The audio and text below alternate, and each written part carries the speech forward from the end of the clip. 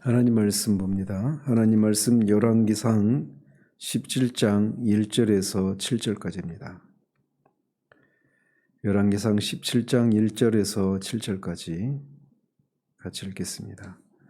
길르앗에 우거하는 자 중에 디셉 사람 엘리야가 아합에게 말하되 내가 섬기는 이스라엘의 하나님 여호와께서 살아계심을 두고 맹세하노니 내 말이 없으면 수년 동안 비도 이슬도 있지 아니하리라 하니라.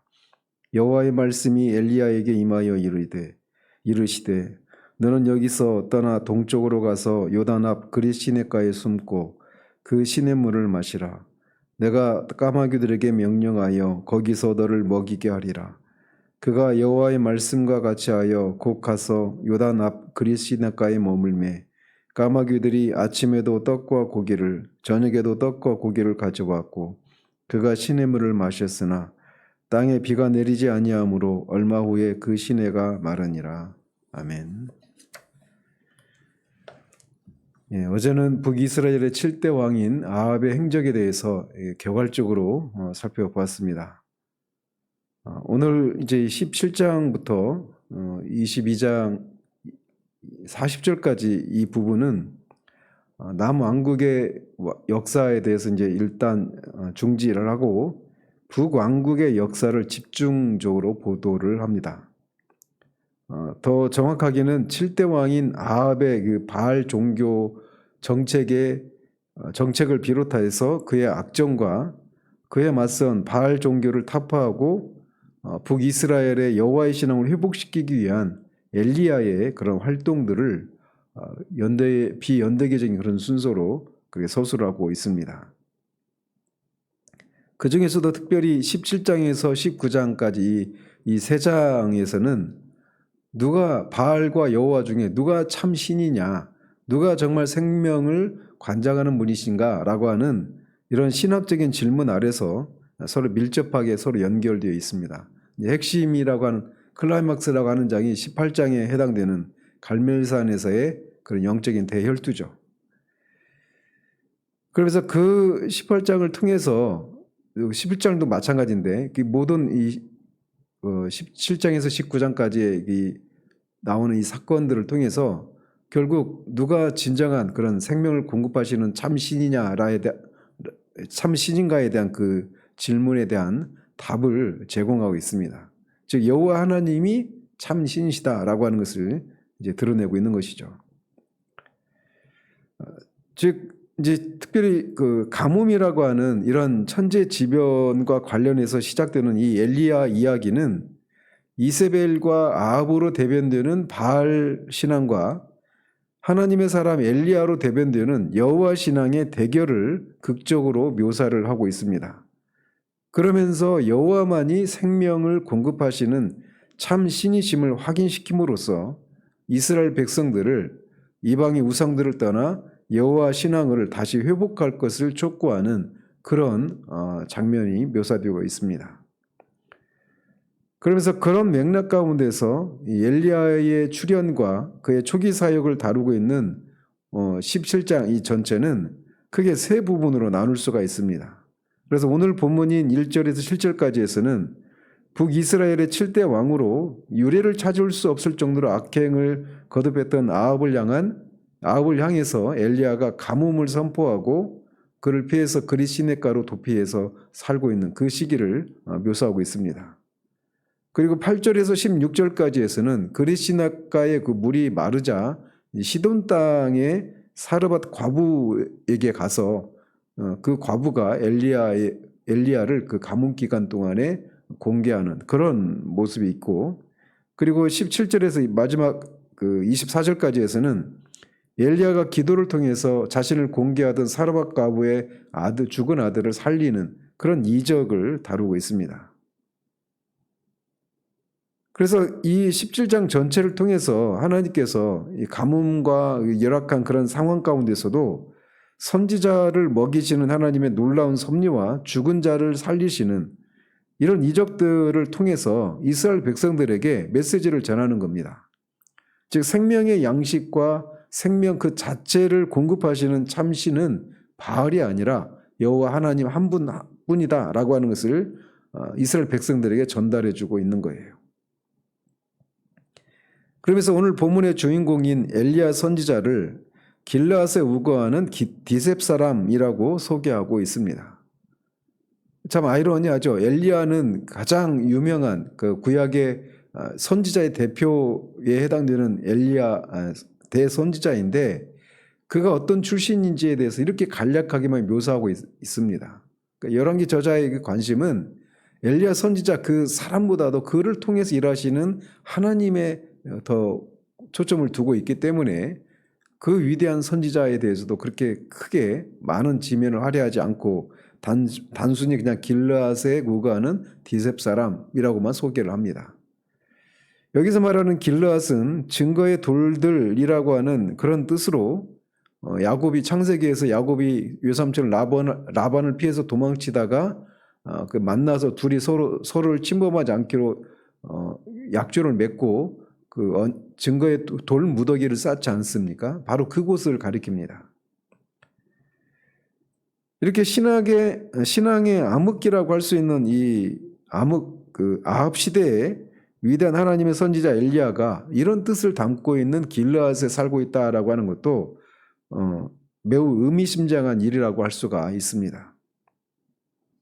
그러면서 여기서 엘리야를 디셉 사람이라고 소개하고 있는데 일반적으로는 1차적으로는 그의 출신 지역이 디셉이기 때문에 그가 살고 있는 지명을 따라서 디셉 이렇게 말을 하고 있습니다.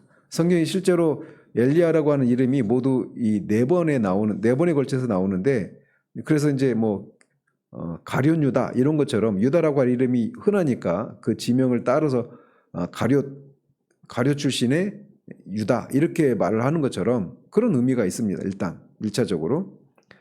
그런데 특별히 이 디셉 사람 엘리야라고 하는 이 명칭은 특별히 그가 아합을 대적해서 하나님의 말씀을 전하는 것과 관련해서 디셉 사람 엘리야라고 하는 이런 호칭을 사용하고 있습니다. 이걸 통해서 뭘 전달해 주고자 하는 거냐면 아합 주변에도 그 시드기야나 여러 그런 그 악한 왕들이 있었습니다. 그 악한 그런 거짓 선지자들이 있었어요. 그들은 주로 이제 사마리아에 거주하면서 아합의 입맛에 맞는 그런 메시지를 전달하는 거짓 선지자들이었단 말이죠. 근데 그것에 비해서 이 엘리야는 사마리아가 아니라 디셉에 살고 있어서 바알 신앙을 대적하는 여호와 신앙을 대변하는 참 선지자라고 하는 것을 이렇게 묘사하고 있는 겁니다. 사마리아의 엘리야가 아니라 디셉의 엘리야라 이런 의미가 있단 말이죠.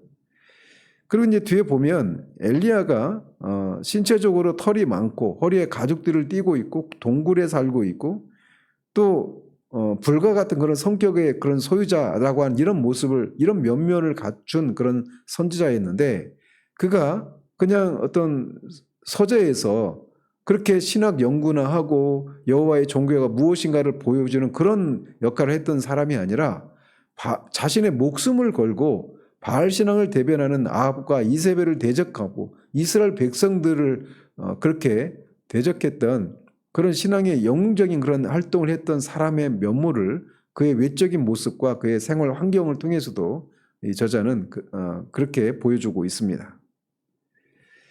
한편 이 엘리야라고 하는 이름의 뜻은 나의 하나님은 여호와이시다라고 하는 뜻입니다.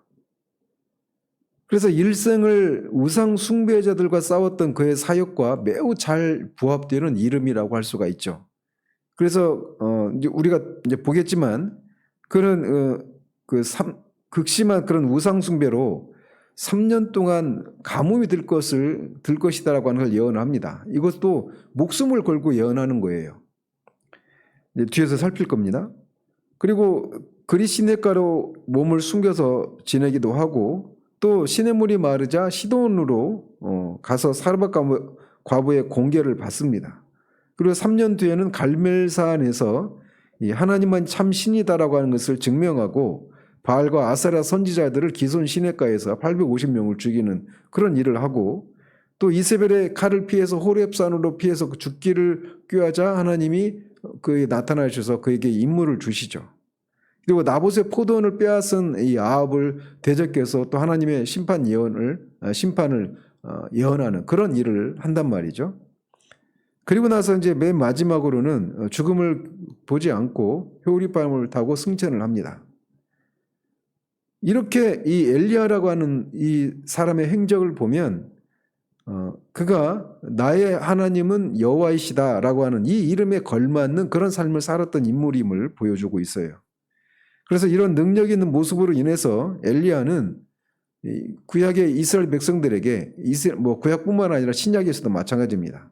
이스라엘 백성들에게 모세의 버금가는 그런 인물로 추앙을 받은 그런 인물이 됩니다. 그리고 이것은 단지 그냥 유대인들에게만이 아니라 성경에서도 그를 그렇게 평가를 해요. 그래서 그가 엘리야가 나중에 신약에도 보면 세례 요한을 엘리야인가라고 그렇게 얘기를 하죠. 백성들도 세례 요한을 네가 엘리야냐 이렇게 얘기를 해요. 엘리야가 올 것이다. 메시아가 오기 전에 엘리야가 올 것이다라고 하는 예언이 말라기서에 있죠. 그리고 모세도 자신과 같은 선지자가 올 것을 예언하죠. 근데 이제 그것과 관련해 가지고 이 말라기와 이 모세 예언을 이렇게 접목을 시켜서 신약 시대에 세례 요한을 가리켜서 백성들이 네가 엘리야냐 이런 질문을 했었기도 했죠. 엘리야의 임무는 뭐냐? 백성들의 마음을 아버지께로 돌리는 그 일이 엘리야가 했던 가장 큰 업적이에요. 그래서 세례 요한을 그렇게 여호와가 그리스도가 오기 전에 메시아가 오시기 전에 그 백성들의 마음을 준비시키는 일을 했기 때문에 세례 요한을 이제 엘리야다 이렇게 예수님이 제자들에게 말씀하시기도 하시죠. 엘리야는 나중에 예수님이 그 변화산상에서 변화되었을 때 모세와 함께 그렇게 그 자리에 등장을 합니다. 그래서 모세는 율법의 대표라면 엘리야는 선지자의 대표에 해당되는 그런 인물입니다. 그래서 그 엘리야가 그 이름에 걸맞게 실제로 그런 삶을 살았고 또 성경도 그렇게 그를 그렇게 평가를 내리죠. 그런데 우리가 알다시피 이름이라고 하는 것은 내가 이런 이름 쓸래 하고 그렇게 자신의 이름을 스스로 취하는 게 아니죠. 그의 부모가 엘리야에게 그런 이름을 지어줬단 말이에요. 근데 한번 생각을 해보십시오. 그러니까 엘리야가 태어날 당시에 그의 그 이스라엘의 상황은 이미 여로보암 때부터 계속되어지는 그런 우상 숭배가 만연한 그런 시대였습니다. 그리고 엘리야가 태어났을 그 당시에는 아마도 이 아합의 아버지인 오므리 때였을 것인데 이 오므리 때는 우상 숭배를 법제화하지 않았습니까? 그러니까 우상 숭배가 완전히 만연된 그런 상황이었단 말이죠. 그런 상황에서 그의 부모가 아들이 태어나자 나의 하나님은 여호와이시다라고 하는 그런 이름을 붙여준 겁니다. 그러니까 그런 이름을 통해서 이름을 부를 때마다 이스라엘 사람들이 다 알지 않았겠습니까? 그 주변 사람들이 엘리야라고 하는 이름을 부를 때마다 그 이름이 뜻하는 게 뭘 의미하는지를 그들이 알지 않았겠어요? 그러니까 그 이름을 통해서 그렇게 우상 숭배가 만연한 그 시대를 항변하고 거스르는 그런 것을 했던 것입니다. 그러니까 그의 부모도 그렇게 이 암흑의 시대 가운데 여호와 신앙을 지키기 위한 그런 올곧은 신앙을 가졌던 그런 사람이었다라고 하는 것을 우리가 합리적으로 유추할 수가 있죠. 자, 그런 엘리야에게 맡겨진 첫 번째 임무는 이스라엘의 왕이자 바알 숭배자인 아합에게 가서 말을 전하는 것이었습니다. 그가 전한 말은 이것이었습니다. 내가 섬기는 이스라엘 하나님 여호와께서 살아계심을 두고 맹세하노니 내 말이 없으면 수년 동안 비도 이슬도 내리지 않을 것이다 라고 하는 것이었어요. 내가 섬기는 이스라엘 하나님 여호와라고 하는 이 표현은 굉장히 많은 신학적인 메시지를 담은 표현입니다. 당시 바알 앞에 무릎을 꿇었던 대부분의 이스라엘 사람들 및 바알 선지자들의 태도와 완전히 대조되는 그런 말이죠. 그래서 엘리야의 이름처럼 나의 하나님은 여호와이시다라고 하는 것처럼 그는 여호와 하나님을 섬기는 사람이라고 하는 이런 말을 통해서 몇 가지 신학적인 메시지를 담고 있어요. 첫 번째로는 바알 숭배가 만연했던 당시의 상황에서 바알을 강력히 거부하는 그런 의사가 담겨져 있는 겁니다. 나는 바알을 섬기는 사람이 아니라 여호와 하나님을 섬기는 것이다라는 거죠. 그리고 이스라엘의 하나님은 바알이 아니라 여호와이시다라고 항변을 하는 거예요. 또 하나님은 비록 아합의 범죄에 대해서 침묵하고 계셔서 하나님이 살아계시지 않는 것처럼 보이지만 하나님은 살아계시다라고 말을 하고 있는 겁니다. 그래서 내가 섬기는 이스라엘의 하나님이라고 하는 이 표현을 통해서 엘리야는 이 당시 바알 숭배가 만연한 그 당시에 아합을 비롯해서 이 이스라엘 백성들에게 그 세 가지 사실을 전달하고 있는 겁니다. 그러면서 비가 내리지 않을 것이다 라고 하는 이것을 통해서 이스라엘 백성들을 향한 하나님의 심판을 예언하는 거예요. 그래서 구약에서는 모세율법에 따르면 하나님께서 이스라엘 백성들이 어떤 범죄를 저질렀을 때 여러 가지 어떤 재앙을 통해서 하나님의 심판을 내리실 것을 예고하셨는데 그 중에 하나가 비가 내리지 않게 하는 것이었습니다. 그래서 비를 내리지 않는 것을 통해서 바알 숭배를 하는 그 우상 숭배 죄에 대한 하나님의 심판이 내릴 것이다 이렇게 예언하는데 특별히 이것이 아합과 이 바알을 섬기는 사람들에게는 큰 충격으로 다가오는 그런 심판 예언이었습니다. 왜냐하면 그들이 섬기는 바알은 자연을 관장하는, 그래서 비를 내리기도 하고 또는 멈추기도 하는 그런 신으로 풍요와 다산을 관장하는 그런 신이라고 생각했단 말이죠. 그런데 바알을 섬기고 있는 그들에게 비를 내리지 않게 하실 수 있는 분은 바알이 아니라 하나님이시다. 비를 내리기도 하고 내리지 않게 하실 수 있는 그런 분이 하나님이시다라고 하는 것을 선포하고 있는 거란 말이에요. 그런 면에서 이 바알을 섬기지 말고 우상을 버리고 하나님을 섬기라고 하는 이런 직접적으로 말을 하지 않고 있지만, 그리고 그래서 바알을 섬기는 것이 하나님의 심판을 받는 것이다라고 이렇게 직설적으로 말하고 있지 않지만, 이 메시지를 통해서 아합과 그 바알을 섬기고 있는 사람들을 책망하고 심판을 예고하고 있는 그런 성격을 가지고 있는 그런 표현인 것입니다. 그렇기 때문에 이것은 아합에 대한 도전이었던 거예요. 그렇기 때문에 그 말을 전하고 엘리야가 그릿 시냇가로 피해서 도망가야만 했던 것이죠. 이렇게 엘리야에게 이런 심판을 엘리야를 통해서 엘리야가 아합에게 이 심판 예언을 가뭄이 있을 것이다라고 하는 것을 예언한 후에 엘리야에게 여호와의 말씀이 임합니다. 즉 하나님은 당신의 종에게 사명을 맡기신 후에 그가 처할 위험을 이미 아시기에 엘리야에게 임하셔서 추가적인 말씀을 전하시는 거예요. 이것을 통해서 하나님께서는 당신의 일꾼에게 어떤 사명을 맡길 때는 그 사명과 관련된 모든 것들을 책임져 주시고 그것을 감당할 수 있는 능력을 주시는 분이시다라고 하는 것을 우리가 여기서도 엿볼 수가 있습니다. 그래서 여호와로부터 임한 말씀은 엘리야가 길르앗의 디셉에서 떠나서 동쪽으로 가서 요단 앞에 있는 그릿 시냇가에 숨으라라고 하는 것이었습니다. 이 그릿이라고 하는 말은 이제 분리라고 하는 뜻인데 이 시냇가가 오지에 있기 때문이거나 또는 어떤 경계를 나누는 그런 어떤 그 지점에 접경 지역이 있기 때문에 이런 명칭이 붙었던 것으로 보여집니다. 그래서 오늘날의 어떤 와디 엘 켈트 그 와디라고 하는 게 이제 비가 올 때만 흐르고 비가 안 올 때는 그냥 마르는 그런 건천이 되는 우리가 간헐천이라고 하죠. 그런 천입니다. 그런 시냇가인데 거기에 숨으라고 얘기를 하고 있어요. 이렇게 그릿 시냇가로 피해서 그곳에 있으면 하나님께서 까마귀들에게 명령해서 거기서 엘리야를 먹이게 하겠다라고 약속을 하십니다. 그런데 이제 어떤 사람들은 까마귀를 문자적으로 까마귀로 해서는 안 된다라고 주장을 합니다. 뭐냐면 이 까마귀는 레위기에 의하면 부정한 짐승이었어요. 정결법상 부정한 새였기 때문에 까마귀를 사용해서 거룩한 선지자를 공개한다? 이건 있을 수가 없다. 이렇게 주장을 하는 것이죠. 그리고 만약에 진짜 까마귀를 통해서 엘리야를 하나님이 먹이셨다라면 엘리야를 언급하고 있는 신약에서 이거를 한 번쯤은 했을 법한데 그렇게 언급하고 있지 않다라고 말하면서 이것은 까마귀가 아니라 까마귀와 그 자음이 비슷한 그런 아랍인이라고 하는 것을 이렇게 오타 잘못 적어서 까마귀 이렇게 기록이 되었다 이렇게 주장하는 사람들이 있습니다. 그런데 그 주장은 받을 필요가 없습니다.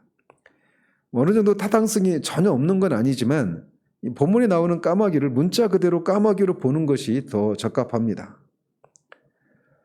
왜냐하면 까마귀가 비록 부정한 새이긴 하지만 하나님은 모든 피조물들을 창조하신 창조주이고 그들을 얼마든지 쓰실 수 있는 그런 분이시기 때문에 까마귀를 까마귀라고 그렇게 받아들이는 게 아무런 문제가 없습니다. 특별히 이 문맥 속에서 까마귀와 그리고 뒤에 이제 이방의 사르밧 과부가 엘리야를 공개하지 않습니까?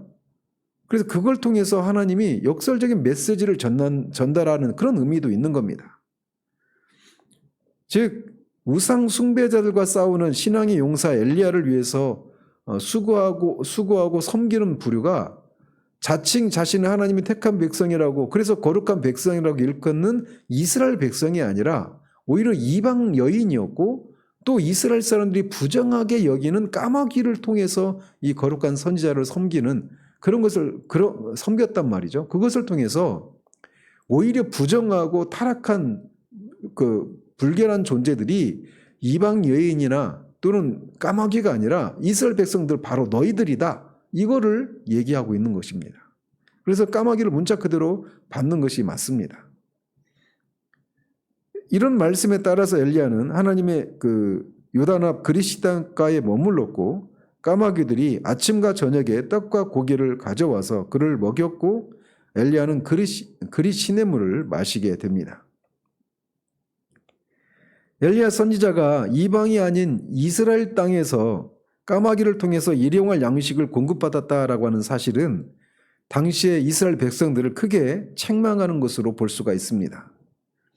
말씀드렸다시피 본래 까마귀는 이스라엘 백성이 접촉만 해도 부정하게 되는 부정하게 되는 그런 시체를 먹는 그런 부정한 새였어요.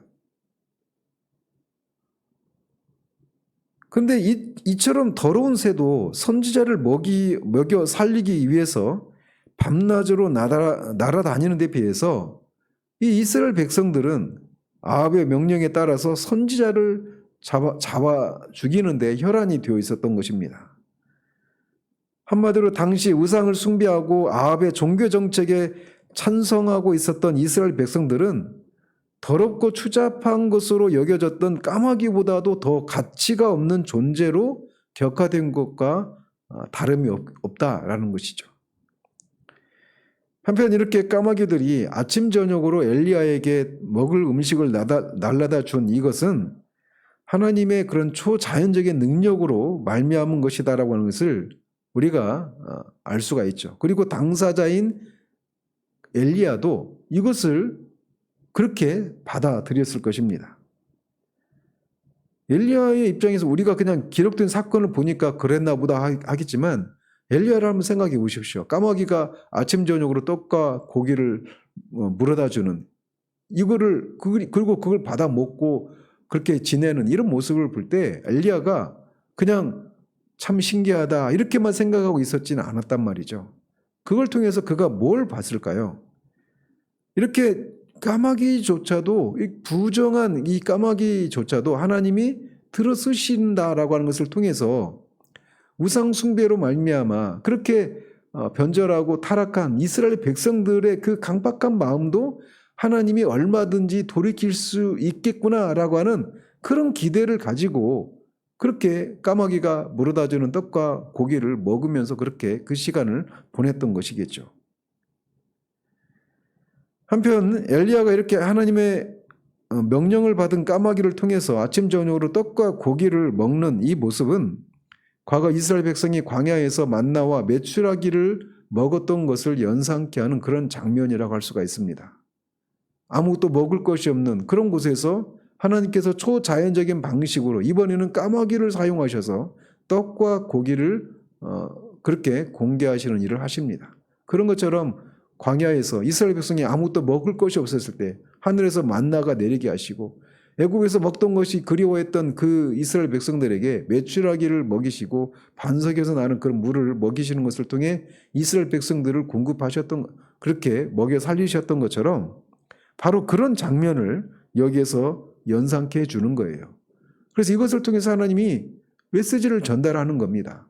내가 너희들의 조상 이스라엘 백성들이 광야에서 나와서 애국에서 나와서 광야를 지날 때 메추라기와 만나를 먹이셔서 너희들을 40년 동안이라도 굶어 죽지 않도록 하지 않았느냐. 그런 것처럼 이 사건을 통해서도 하나님이 그런 떡과 고기를 공급하시는 것을 통해서 너희들을 정말 살리고 너희들의 생명을 보장하고 유지해 주는 분이 너희들이 섬기는 바알이 아니라 여호와 하나님 내가 아니냐라고 하는 것을 말해주고 있는 겁니다. 그래서 과거나 지금이나 이스라엘에게 먹을 것을 공급하셔서 생명을 보존하게 하시는 유일한 신은 여호와 한 분밖에 없다라고 하는 것을 이런 초자연적인 사건을 통해서 이스라엘 백성들에게 전달해주고 있는 거예요. 그리고 이것은 우리들에게도 전달해주고 있는 그런 메시지이기도 합니다. 그리고 1절의 예언대로 그 땅에 비가 실제로 내리지 않게 되었고 얼마 후에 엘리야가 머물렀던 그리시는 물도 마르게 됩니다. 그래서 그는 이제 사르밧 과부를 향해 이제 가게 됩니다. 그러면서 이 가뭄은 엘리야가 다시 기도하기까지 3년 반 동안 이 가뭄이 지속되게 됩니다. 오늘 아침에 살펴보고 싶은 건 우리가 어떻게 하자 이런 얘기도 굉장히 많은 것들을 우리가 받을 수가 있겠지만 한 가지만 말씀을 드리고 싶은 건 뭐냐? 엘리야를 통해서 하나님이 이스라엘 백성들에게 전달하고자 하시는 게 뭐냐? 하나님만이 참 신이시다라는 겁니다. 하나님은 이 우상 숭배를 하고 있는 그 하나님의 백성들인 이스라엘 백성들을 향해서 다시금 이 사실을 부각시키고 계신 거예요. 하나님은 그냥 이스라엘 역사 속에 존재했었던 그런 과거의 그런 이야기 속에서만 존재했던 그런 분이 아니라는 겁니다. 하나님은 정말 살아계신 참 신인 그런 분이라고 하는 것을 이렇게 이스라엘 백성들에게 엘리야를 통해서 그 메시지를 전달하고 있는 거예요. 특별히 이렇게 바알 종교가 여호와의 신앙을 대체하고 있는 이 암흑의 시기에 하나님이 그냥 가만히 계시지 않고 분연히 떨쳐 일어나서 하나님만이 진짜 하나님이시다라고 하는 것, 하나님의 이름을 위해서 하나님의 영광을 위해서 이렇게 떨쳐 일어나시고 실제로 그렇게 이스라엘 백성들을 잠시나마 그렇게 여호와의 신앙으로 돌아가게 하시는 그런 일을 하셨던 것처럼 하나님은 교회 역사 가운데 끊임없이 교회가 침체되고 죽어있는 것과 같은 그런 상황 가운데 다시금 부흥을 통해서 하나님의 정말 진짜 하나님이심을 우리가 믿는 신앙이 진짜 신앙이라고 하는 것을 입증하시는 일들을 해오셨습니다. 그리고 그런 일들을 위해서 항상 그런 엘리야와 같은 사람을 세우셔서 그런 일을 하셨는데 우리 시대가 이렇게 기독교 후기 시대를 살아가면서 교회가 침체되고 있는 그 시대 가운데 우리가 구해야 될 것이 바로 이것입니다. 하나님이 분연히 떨쳐 일어나셔서 하나님의 하나님 되심을 인해서 이 암흑의 시대에 다시금 이 도도한 이 배교와 이런 침체의 흐름을 뒤바꾸시는 일들을 해주시기를 구해야 될 그런 필요를 우리가 지나고 있지 않나 이런 생각을 이 아침에 해보게 됩니다. 기도하겠습니다. 하나님 아버지, 여호와의 신앙이 바알 신앙으로 대체되는 이 암흑의 시기에 하나님이 그냥 가만히 관망하고 계시지 않고 하나님의 하나님 되심을 인하여서 분연히 떨쳐 일어나 엘리야를 통해서 이제 하나님만이 참 신이심을 입증하시는 일들을 진행하시는 것을 이 아침 우리가 살펴보기 시작했습니다. 하나님 이 시대에도 다시금 하나님이 하나님 되심을 인하여서 분연히 떨쳐 일어나시고 교회에 참 생명을 공급해 주시는 은혜를 허락해 주시기를 원합니다. 우리가 그런 일들에 쓰임받는 사람들 되어지기를 소원하옵고 우리 주 예수 그리스도 이름으로 기도합니다. 아멘.